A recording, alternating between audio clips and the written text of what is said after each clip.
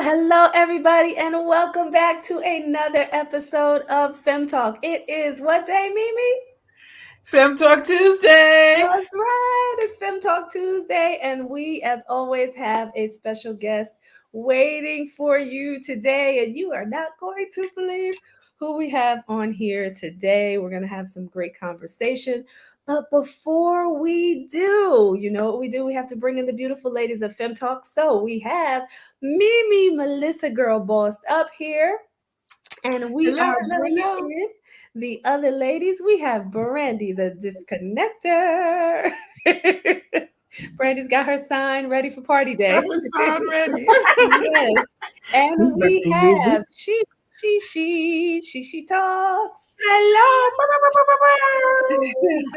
Hello, and our amazing guest is waiting backstage. I hope she's comfortable back there, and we are going to bring her in soon. But you know how we like to start this show, everybody. So here we go.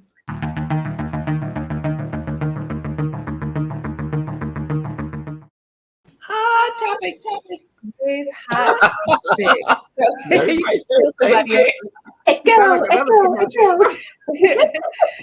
So, Brandy, you suggested our hot topic. So tell us about this hot topic that you have for us today. So, guys, apparently people are being charged if they quit after training at certain jobs. And I'm like, who does that? Mm-hmm. But to add to the more interesting thing is a lot of these companies are actually starting to sue people that do that, and they're winning. Yes. Yep. Yes. Absolutely. Now it looks like it was smaller companies, but it did say, and I know Mimi, you pointed to yourself because it talked about the education system and training people that are training in the education system and how they have to pay back those funds. Now, let me ask you something. Either people that are either contracted for work, is there a stipulation of time? Because I can see if they said, you know, we're going to give you this training and you have to stay until X amount of time. Otherwise, you pay for the training yourself, which makes sense. Makes sense. I mean, we are in the education business, so it behooves us to have people who enjoy being educated, and we believe in and continuously pay millions of dollars for professional development. Mm-hmm. So we undoubtedly give professional development away, you know, to all of our educators. Some districts, I mean, in all facets, you get training. It doesn't even matter if you're a certified teacher or a custodian or a security guard for that matter. We all get training. Training is the name of the game in public education. Mm-hmm. But now, if we go above and beyond and now give you tuition reimbursement for your doctorate, tuition reimbursement for, you know, for your master's, what's starting to happen is that we're holding like a 2 or 3 year requirement for you to stay on the job, because that's a different type of investment. You know what I'm saying? Yeah. So when you take that extra yard or take that extra step to, okay, now we're going to get you, we're going to get you to your master's, we're going to get you to your doctorate. And it's in your contract. A lot of times we're negotiating that you stay on board for 2 and 3 years. And as a matter of fact, they do that a lot in with the new charter schools. Mm-hmm. They do that a lot because they're paying for them to get their teacher certification, and when they leave, a lot of them are debt free. Mm-hmm. So if you're going to be debt free, then the caveat is not now you're going to stay I know Teach America does that a lot. You're going to stay with your charter school for 2 to 3 years. Some are 5 because again, you're leaving these institutions with a master's. Some are going on to double masters depending on the discipline you're in. So I agree with it because it's not that everything we give you in terms of the emoluments for professional development, hey, you get that all the time. But when we give you, we're getting you a degree. There's a payback you have to give because that's an investment. Well, I know I that don't in think the article. Yeah, I think it was specifically like on the job training that you would receive, like but as she was licensed for. Yeah. So I was going to mention that too. In the article, it said that it was a hairdresser who had already been licensed for what the training was at this particular salon or company. So she didn't feel like she had to pay this money back because she had already been licensed for that particular training. Right. Yeah. So in that case, it didn't make sense, right? And she won the case, by the way. Yeah, that's excellent. But at the end of the day, like a lot of these employers that are pushing this tactic, like it's another reason why you're having a problem getting people to stay in the first place. You probably have a toxic environment if people are like, no, thank you. Yeah. So the environment needs to get better, or what do they say? People don't quit jobs; they quit people. You might want to take a look at your leadership and see what's really going on. Absolutely. Yeah, for sure. Absolutely. For sure. And I think to your point, Brandy, I think there is a level of give and take. Tuition reimbursement, especially with the ability not to have student loans, that is definitely a perk. I was just, talking to some administrators and telling them that, depending on the job, we need to make, people more quality of life. So money isn't everything. You can get a good, I've seen many people, I've walked away from money because money is not always what we're looking for. We're looking for perks. We're looking for things that's going to make my quality of life better. So people need those things. So if tuition reimbursement is one of them, I think, go at it. I know my husband works for a large organization and they do tuition reimbursement. I love it. Now there you have to work a certain amount of time in order to get it. So it's the opposite, Brandy, where you don't get it as soon as you get to the job. But if you now put in a certain amount of time, now they give you a certain amount of credits per semester. Right. And I think that's wonderful because their MO is, hey, for working for us, these are the perks to stay with us in the company. And they encourage you to get your degree and move on. But I like that. And I will say my former employer, they had tuition reimbursement. And the only requirement was once you achieved your degree, if you achieve your degree, you just had to work for the company a minimum of an additional 2 years after achieving your degree. That was it. So that kind of stuff I could definitely understand because you don't want somebody misusing the program. It's just like most places, once you start your job, you don't actually get your benefits for at least 90 days because it makes sure you're not just starting just to get those benefits. Go use them and then quit. Right. Go to the doctor and call out sick, right? Right. Thank you. Now that one I don't agree with though. I don't think that healthcare should be 90 days. I think that should be automatic. I really don't. Right away. Yeah. So, but anyway, ladies, we are not here tonight to completely talk about this particular topic because we have a guest here. So Mimi, introduce our guest. We're going to play another commercial, and then we are going to have our guest come in so we can get into this conversation. Can you guys hear my drum roll? Well, we're going to do an introduction and then a commercial first.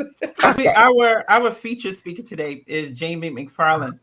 I'm going to just read a little bit of her bio because she's so impressive. And this is one of my girls. Okay. So she received her MBA from Olin and is Deputy Associate Counsel for the Office of the White House and was part of the Biden-Harris transition team. Jamie McFarland earned her MBA in 2010 from Olin as a consortium for graduate study in management fellow. She also received her Bachelor's of Arts as a John B. Irvin Scholar at Washington University in St. Louis. Hey. Originally from New York, she graduated from Harvard Law School, where she was the NAACP Legal Defense Fund Earl Warner Scholar. Woo. Yes. Before joining the Biden-Harris transition, McFarland worked in legal and operations role for a fashion startup. Prior to that, she was an associate at Sidney Austin LLP and clerked for Judge Paula Zingnis of the U.S. District Court of the District of Maryland. McFarland was also an associate at Kirkland Ellis LLP. Yes. Woo. Credentials are serious. Yes. Yes. So everybody out there, you do not Video, want to video, go woo. anywhere. Stay in your seat. If you have to, go to the bathroom, grab your coffee, your drink, whatever that is. Make sure that you get back after this commercial. So you have 1 minute until this conversation, and we will be right back. 1 whole minute.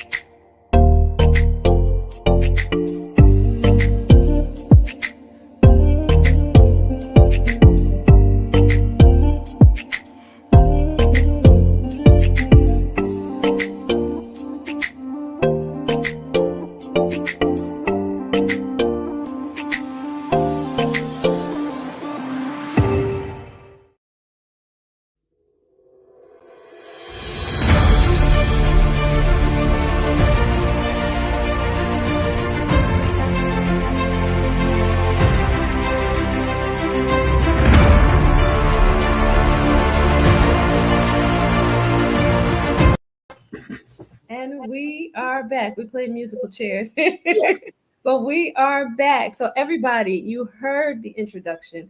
Please give our guest a big virtual round of applause. And I'm banging on the table. Woo! We are so honored. So Let's go. Lasky McFarland here today. And we're going to put you up in the middle, Jamie. Here we go. All right. Hello. Thanks for having me, ladies. What's going on? You ready for a conversation or some gaming? What we doing? So I am a new mom, and so my 8-week-old daughter is in the room next door. So that's the headphones. I know I want to be real with y'all, and I know how loud y'all can be, so I wanted to make sure. Congratulations. Yes. Congrats. I'm so excited for I know she is beautiful. Thank you. Beautiful. And I'm excited that you're like not sleepy right now. Thankfully, I have a lot of help, and so it's been great so far. Awesome. Amen. Big kudos. So I would be remiss to not say that I have known Jamie since she was yay high with pigtails. and I must say, sometimes when you look at young people, and when I say young people, you can see the greatness on them. You can see that they're different. Mm-hmm. And I cannot go on and not say when I remember meeting Jamie as a little girl, I said, is she really talking like that? She was a lawyer when she was 7 years old. Her ability to talk, her ability to conversate, always would be able to carry conversations with adults as a little girl. So it is not by surprise. I cannot even try to say I was surprised, maybe a little bit, when we got the news that you were going to be White House counsel to the President of the United States. But Jamie, I mean, it's such, especially for anyone, this is a feat that it is literally like 0.5% of anybody even gets the opportunity to work in this place. Much less an African American woman, and to play such a significant role, it's just incredible. But I say that to say, before we get into the White House, tell us a little bit about your journey, Jamie, Mhm. and how did you know? Because this just didn't come now. Mind y'all, people, she don't. This ain't because mommy and daddy know somebody. You know what I'm saying? This is what you call hard, real work. Tell everybody, because I know. Tell everybody a little bit of what kind of critical Mhm. school moves you made, and critical career moves you made to kind of position yourself for this opportunity. Sure, of course, of course. And was I have to say, you are part of the village that got me to the White House. And I had my farewell actually last week at the White House. And one of the things that they joked about was that I was one of the people who probably gave the most White House tours probably in the entire office, because for me it was so important to bring back people who got me to Oh, where I was. And so they were like, "Yep, Jamie had a tour every week." I said, "Yep, I sure did. I had my schedule, all my people that I need to bring through." And so, but I say it because I think it is so important. That village is so important. When I think back to, part of it is, yes, decisions that I made, my mom, etc. But a lot of it also is people who really helped me along. And it's, oh, I worked hard, X, Y, Z. Oh, there's a lot of people working hard. There are tons that is the minimum. The minimum is working hard, right? That's good. But it's also about finding people who can mentor you. It's about making sure to build and keep relationships. I think that's extremely important. And part of the, and I say that to say because one of the reasons the reason why I got in the White House was along that line. So I made several decisions in terms of education. I can go back a little bit, but I had done great work at a law firm, and I thought I was doing that. That to me had made it. Sidley Austin is where Michelle Obama was, and where she met Barack. I mean, that's a big law firm. I thought I had made it, and I was doing great Exactly. work, but I was building relationships. And so, out of the blue, when I was working on for a startup, a partner who I worked for when I was at Sidley, this partner gave me a call and said, "Hey, I got this thing. I can't tell you about it, but I got this thing. You come work on it." And it was the presidential transition. And it was because we had built this relationship and this rapport, and I had just worked so hard, even when I didn't know she was looking. And so it was that type of work that got me, and to maintain the relationships that I did with that particular partner. But in terms of like just to go back to kind of education and things that that I did, I think one thing is the research. I think now there are so many ways to look into things like scholarship programs, as you heard, at every level of my education. I was in a scholarship program, and the money was great, but the support system that came with it was also important. Because, as Miss Melissa said, my mommy and daddy they didn't know any lawyers really to help me along. So it was a lot of research and surrounding myself in communities, particularly all those three of those communities are Black communities, communities of color who helped me along in different ways. And so that I think is a few of the kind of the moves that got me to where Yeah. I was. I have a And question for Jamie, you. what you made me reminded me of, which a lot of people don't know, Jamie and her brother, in the middle of their process looking for loans, created a nonprofit, and they began to help other up and coming young people to get now scholarships for them to go to school. So she not only did she, you pay it forward. Jamie did a lot of work to pay it forward in that process. And I remember my children went to her, all the friends' children. I mean, because now they had created such a system of looking for loans, looking for grants, looking for scholarships, that they now helped others go through the way. So, kudos to you, and what you give, you receive. So Yeah. Oh, I have a quick question on that. Just being a parent of a high schooler, just in terms of what to look for when you're looking for these scholarships, because you mentioned not only the money but the support that goes with it. hmm Yeah. So one of the things, so depending on what your son or daughter is interested in, I think looking for, okay, what is the type of school, the type of university that has specifically that program, and then it has something affiliated with it to help them along in that program. Whether it's, so for example, for mine, it was for me with WashU and Washington in St. Louis. I was looking for a scholarship program. It happened to be on leadership, and that was what the scholarship program was about. But because it was a private white institution, predominantly white institution, I was looking for a community that could support me, and it was a merit-based scholarship program. And so I didn't qualify for need-based aid because it was right on the cusp of that.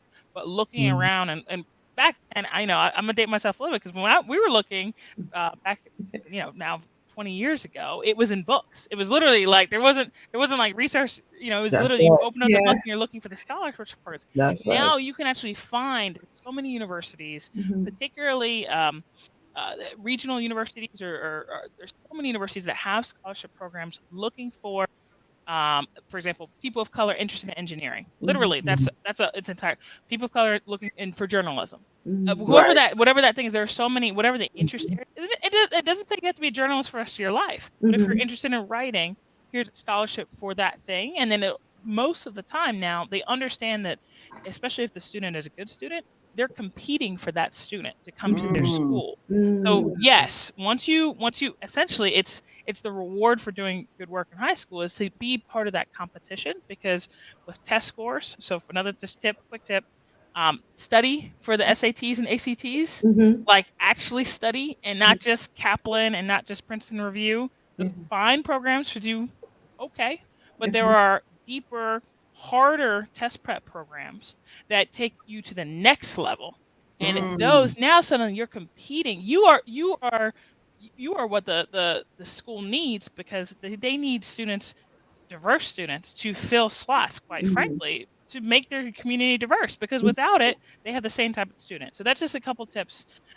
Looking for universities, essentially actually outside the Ivy Leagues. The Ivy Leagues do not offer merit-based aid for undergraduates. They only offer need-based aid. So outside of the Ivy Leagues, these merit-based programs based on interest areas is where you would first look. I think is probably the best tip there. Okay, thank you for that. Of course. She's so amazing. She's so amazing. There's nothing you can't ask Jamie. She gotta give you some information, and but Jamie, and one of the things that I remember is you looking for and trying to. It wasn't about getting into the White House like you mentioned. It was about working hard and doing your best. And one of the things that I remember, and especially when you went to law firm, is how, number one, not just that you loved it, but you was always looking to do things that would challenge you, that would take you to the next level. You wasn't looking for the, ho hum, this is the thing. Tell us a little about the challenge and how you kind of push yourself.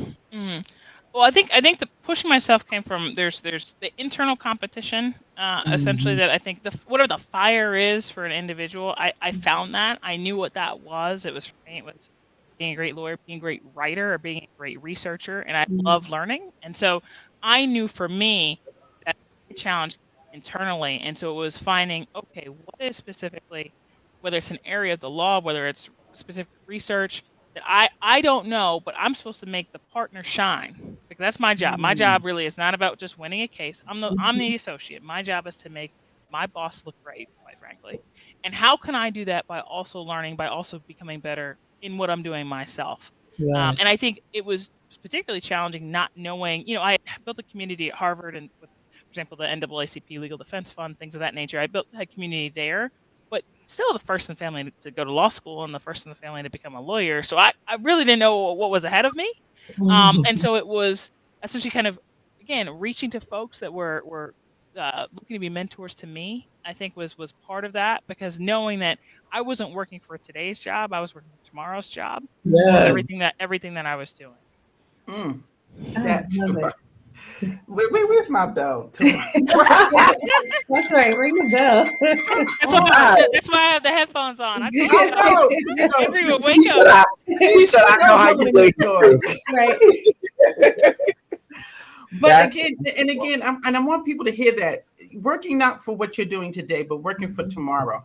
But the other piece that you mentioned is that whole concept that I'm trying to make someone else look better. A lot of times, we take that working for someone differently, but I embrace that, because I a lot of times like to tell people I want my superintendent. I'm the number 2 to make you look like number 1.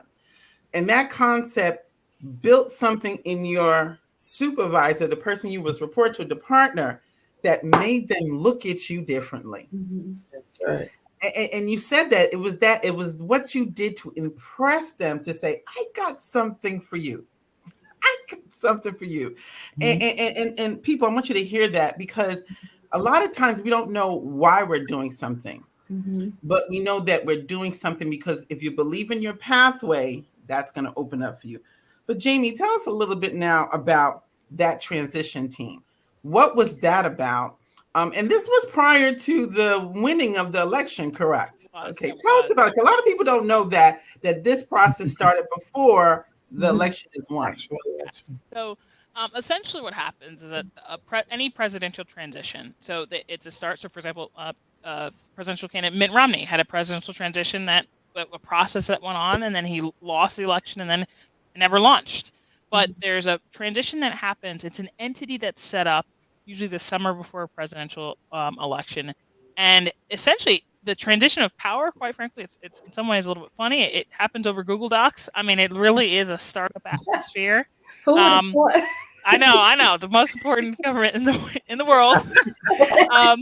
But it that's what happened here, especially with COVID. It was a almost completely remote presidential transition. I joined in August, before the election, August 2020. And so with the transition, essentially it was building both the people and the personnel. People, personnel, and the policy. The people and the policy for the next president. And thankfully, President Biden won. But yes, it was those weeks in November where we were all holding tight to make sure that what we had set up with, I was vetting people, essentially, helping the president with a selection of presidential appointees, cabinet members, and other high-level White House officials to set up the people so that on day one, on Inauguration Day, what literally happens is there's people that can only enter the White House on Inauguration Day to actually start their jobs. That happens on that day. They're able to access campus, get on campus, and start at 12 noon that day or something like that. And so getting that all set up was an important part of the work of the presidential transition. It was something I had never heard of, didn't know of. I didn't know this thing had existed. It got a little bit more attention given issues with the transfer of presidential power from President Trump to President Biden, but that was part of the inner workings of the government that's happening behind the scenes every election. So. Wow. Can you tell us, because you talked about this transition, which like most people I had never heard of that either, but can you talk about the kind of the culture and environment of the team right when you're watching the election happen? Oh my goodness! Pins and needles. That's the culture. I think it's interesting because we were so busy. I mean, it was the hardest job I've ever had. Just working with Justice Jackson. I know we'll get to that part next at some point.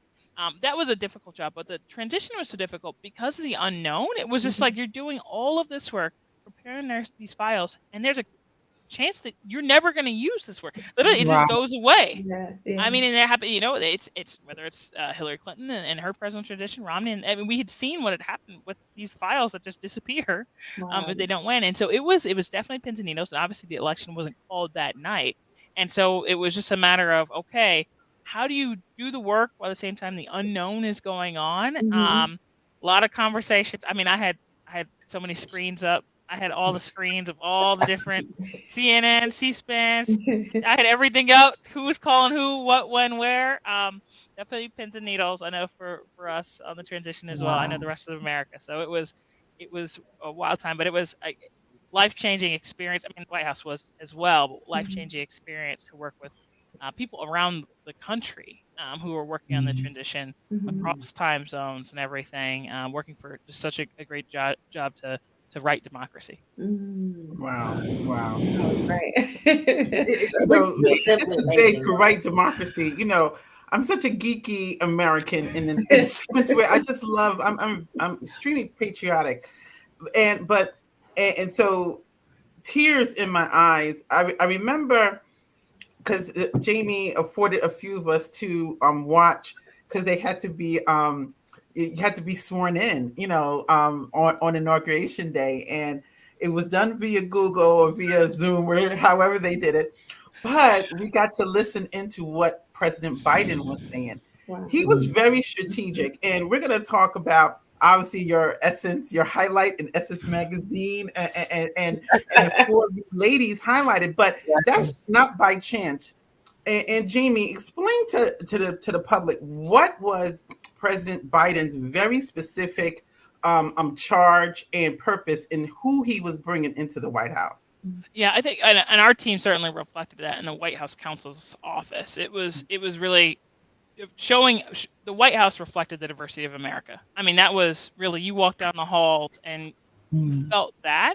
And so the diversity of experiences, of backgrounds and ideas and all of that just came to light. And so it made sure a rich workplace in terms of kind of what we could do in some of the most challenging times. Again, it was a pandemic, we were virtual, all of these things, and what we could do in the face of all that. And then so in terms of his charge, it was, thankfully, part of his charge was family first, which was very great to hear from the president's words himself. He's a family man. That was very helpful.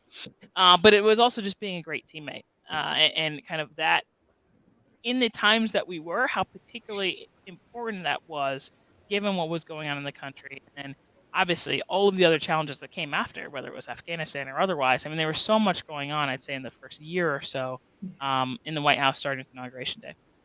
Wow. I want to say thank you for sharing a little piece of the humanity in the White House that people don't get to see because of the news and how the news portrays our presidents, all of them, right? So whether you like them or not, but just for you to say that with this particular administration, I just want to say thank you, because we don't realize that there's so much humanity behind the people that are in office. So thank you for that. Yeah. And those of us who have that kind of hope, we hope that it is, but because it's never really evident, we just like, oh God, you go throughout your day like, oh God, please let somebody in there have a heart or or something. And it's good to know that as you're walking through and you're working, you're hearing those things that prove that somebody is thinking out with their minds and their hearts. And I too, I would have to say ditto. Thank you for opening our eyes to that. Just by way of example with that, I mean, it's thinking about the number of mothers, for example, on the team. So the first White House counsel, so the office is the office of the White House counsel. Dana Remus had that position first, and she left this past July, but she was there for a year and a half. And she's a mother of a young son, mother of a young child, and that was a big part of who she was, and brought that to work as a mother. This is how she approached everything. She was not just in like her time and work-life balance, but also in terms of kind of the passion that she had when we faced challenges, whether it was the milk shortage, breast milk shortage, the formula shortage, or other things. It's knowing and understanding and having that compassion for people. And I think that bringing that to work was and is very important. But so many others. I mean, I think of in terms of being family oriented. I think that particular that and diversity of all types, but that in particular really came across, particularly in the women leaders, quite frankly, and others in the White House. And you talk about that compassion, and I remember, like you said, we don't often as Americans get a peek inside the White House. And when you brought us on to listen to President Biden, another thing he said, which just made me remember, was he 100% demanded that everybody be respectful. And the second that if he said, if I hear, you are going to be fired. You say it, Jamie. I'm saying it. Yep. Yeah. President Biden said, if I hear any of you are not nice to someone, you will be fired. I mean, it was coming from his voice, the boss. Wow. It was great to hear. And I think setting those expectations, and again, such a challenging time, and so many people were remote. I mean, having President of the United States say that and set that standard, I think was great, because I think on transition, I will say it was some of the nicest people that I had ever met and am now friends with. And that definitely carried over to the work, and the type of people with compassion and empathy. All of that were the type of people that we were vetting, and that did become members of the cabinet and that are in the administration today. That's awesome. Well, we don't want, I know we are talking, but we now let's get into the meat. We have Me let's put a quick pin in it, do a quick commercial break, and then come right back, okay? And get into the meat. So tell us what to expect after the break, Mimi, before we do the commercial. We're gonna hear the process for our first female African American Supreme Court justice and the process these women took on to get her there. That's right. All right. We will be right back, everyone. Don't go anywhere. Stay tuned.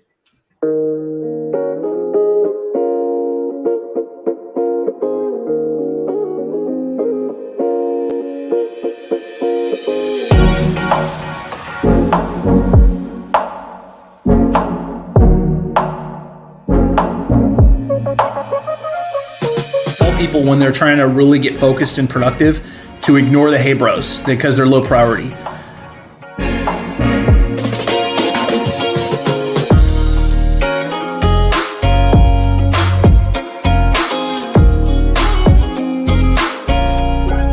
Your motivation, create your checklist, and then that's the formula, man.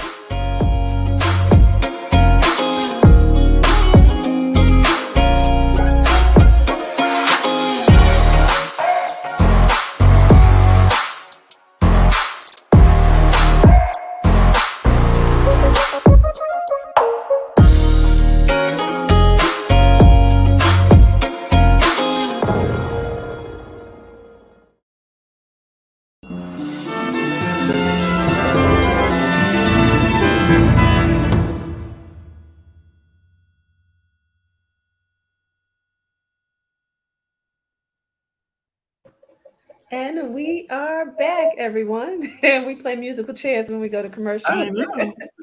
But we are back. So, Mimi, take it away. All right.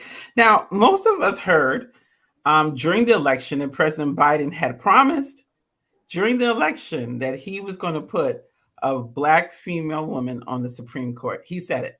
Now, we've all heard presidents say a lot of things during the election. But Jamie, give us a little bit about what did that relate to and how did that process go about being part of the key team that was now vetting the people that could qualify for what his expectations? I think first is the president is real, right? He said that's a promise. He was going to keep that promise. I think definitely came across as the number one thing kind of in the White House.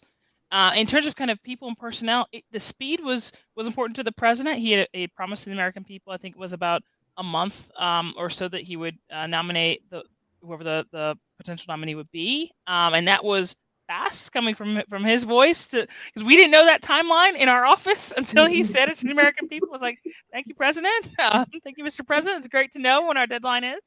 And so it was incredible to then go through, and there are such incredible candidates. I mean, it's one of those where you really find, and you're going through the careers, all of the jurisprudence of these individuals, everything that they've done. You're turning over everything about all of these potential candidates. Wow.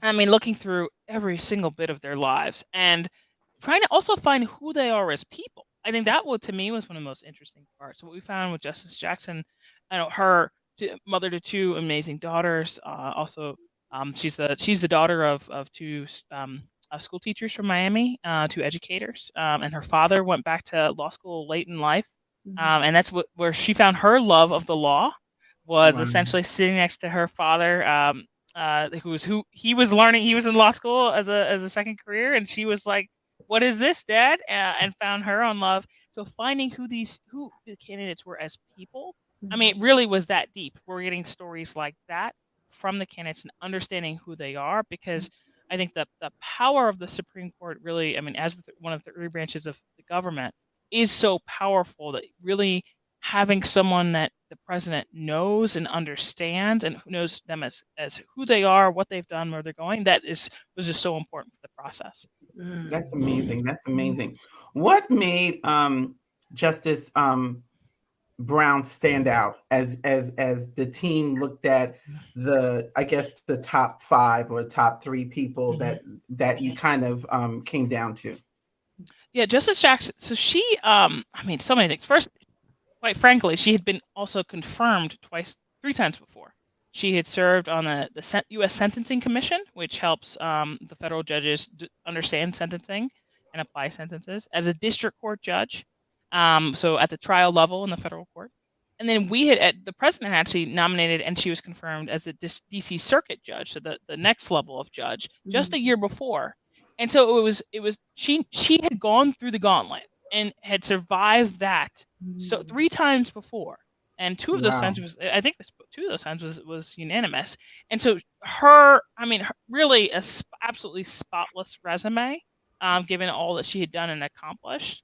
But I think, again, it really came back to who she was as a person, that to me was just so incredible in terms of kind of why she was chosen. But she was, thousands and thousands of opinions, had just done so much in terms of career, while being a mother and to 2 teenage daughters. And so it was really, really incredible.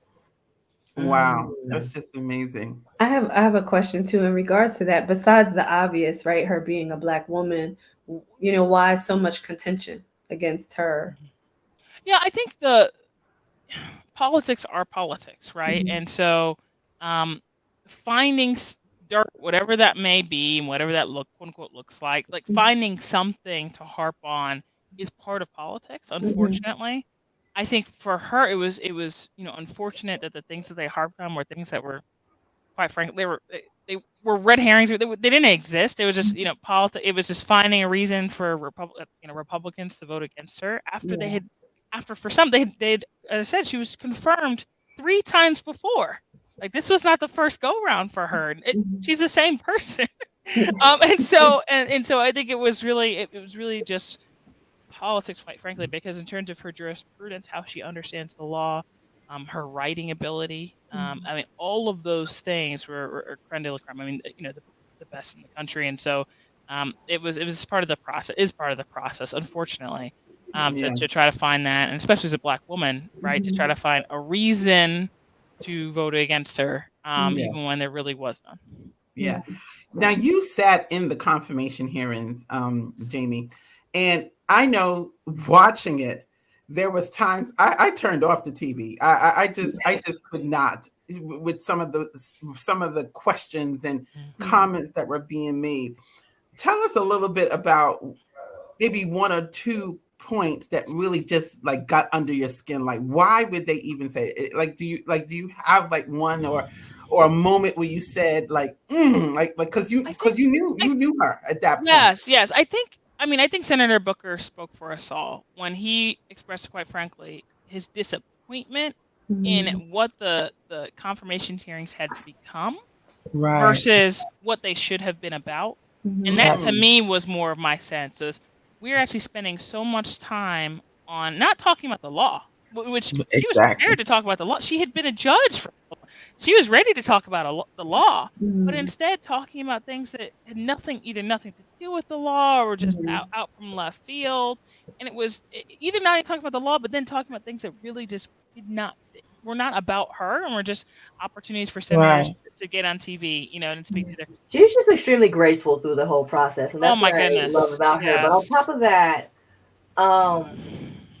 she also disarmed a stereotype about Black women. They were trying to trigger her, and it never happened.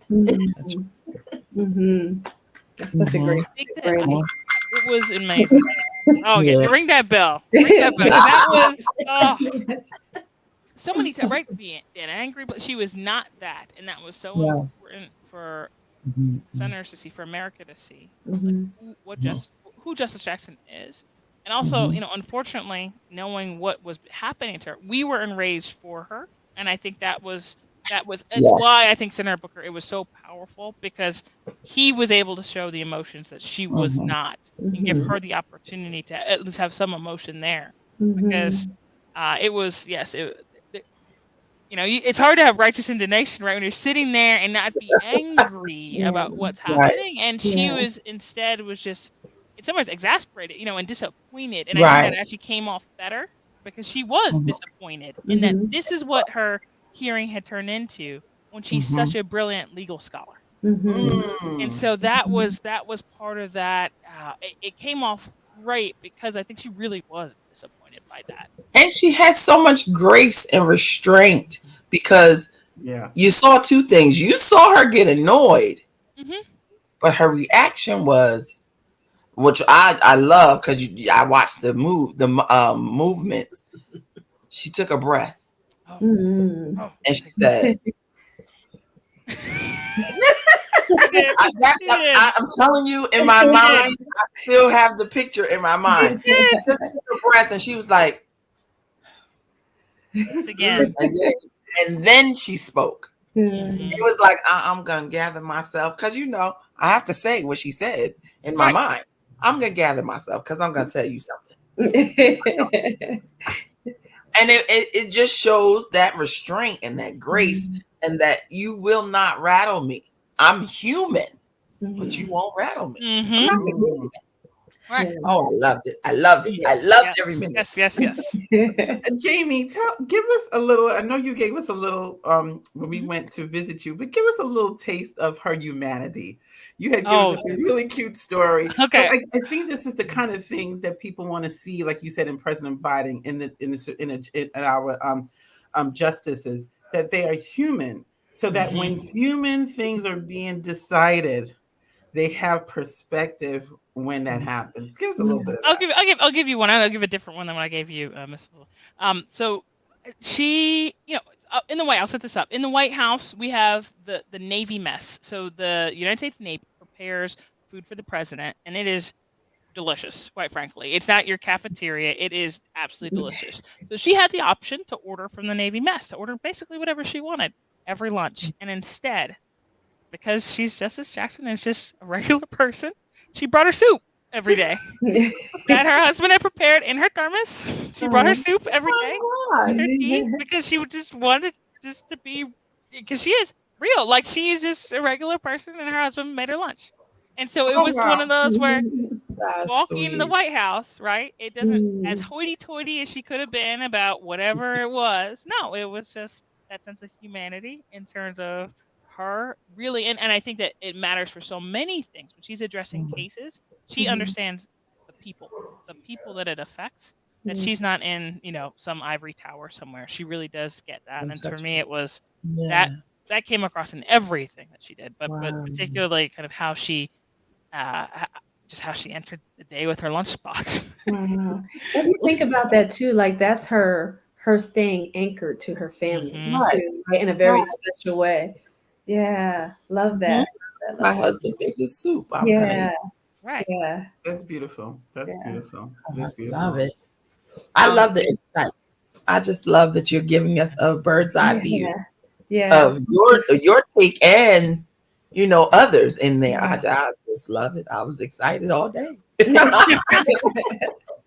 I'm always excited. And I know we're coming down to the end, but I want to ask you two more questions, and anybody else could jump in. My next question, one of my last questions, is tell us the most special moment you had being in the White House. Goodness. I have dreamed about. I can tell you every version of White House Down. You name it. All the movies. West Wing. That's right. American President. We can keep going. Yeah, you got it. But I can't. I remember walking in there because people got to see. I remember walking in, the tears in my eyes to see the red room, the blue room. Give us one of those kind of aha moments that you had there. Goodness. It must be so many. There are so many. I have to thank. I had the best boss in the world. My direct boss, phenomenal human being. And so she set us up. I had my farewell party on the second gentleman's balcony. And it was amazing that I was able to bring my daughter. And so I have pictures of Avery with the White House council, the logo, all the stuff, all of it. I took pictures of her every corner of the office, every place in the office. Wow. So special to me to bring her, even though it's a memory for me for now, and then it'll be for her later. So that really struck a chord. In terms of kind of other things, I think the reality of our jobs and what we were where we really were and we're in the highest democracy in the land. So coming around the corner of a West Wing and literally physically almost running into VP Harris, I think was a moment that will stick with me. So coming out, I came out of a meeting and she was coming in, and Secret Service was like, "Whoa, whoa!" And I was like, "Oh, what?" And suddenly it's VP Harris is like around the corner. That was great, especially because we were looking at photos of her. It's called the VP Gallery. Actually, it's her photos of her, and I was looking at photos of her, and then suddenly almost running into her. That was incredible. But there's so many moments. They call it White House magic.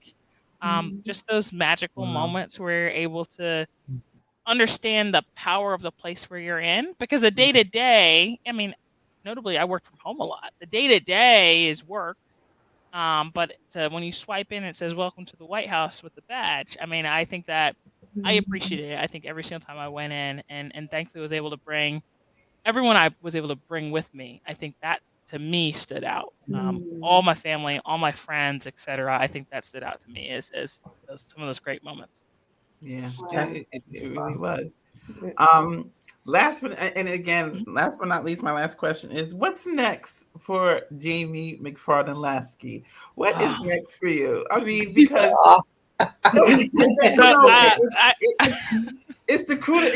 What is they call the creme de la creme? It is. Kind of led with someone next when she said, "I have an 8-week-old baby." That was right. Do you need anything else? I am taking. I'm in the private sector now. So the 2 weeks before Avery was born, my daughter was born. I left the White House. So I could focus on family. I thought that was something I wanted to make sure that I was, because the job. It's not that the job isn't doable with family, but I was so personally and emotionally invested in judicial nominations that I wanted to have that saved up more, I think. So after doing a Super Bowl of judicial nominations with Justice Jackson, I wanted to take a break and do something else for a little bit. So I'm in the private sector. It's going well. Things are going well. I'm on parental leave now. But I think just being around family again, and now that we're out of the pandemic, I'm looking forward to traveling a bit more and traveling with Avery and with my wife. Nice. Amen. I love it. Yes. I hear a road trip. Yes. Yes. I want to know when the book's coming out.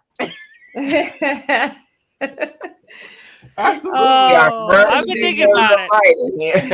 I've been thinking about it. But it's interesting. There's so many things, though, too, where there's the confidential. You're a lawyer for the White House, right? There's the law side of it where you can't disclose some things. So it's that fine line between, confidences and then also, things that are completely public and whatnot. And so it's trying to figure out how much of that and how to share and all of that. But there is, I think, the experience particularly of this counsel's office, that moment in history with Justice Jackson, there's many stories to be told for the American public that it's definitely on my mind. And particularly with my experience, quite frankly, to be the basically the daughter of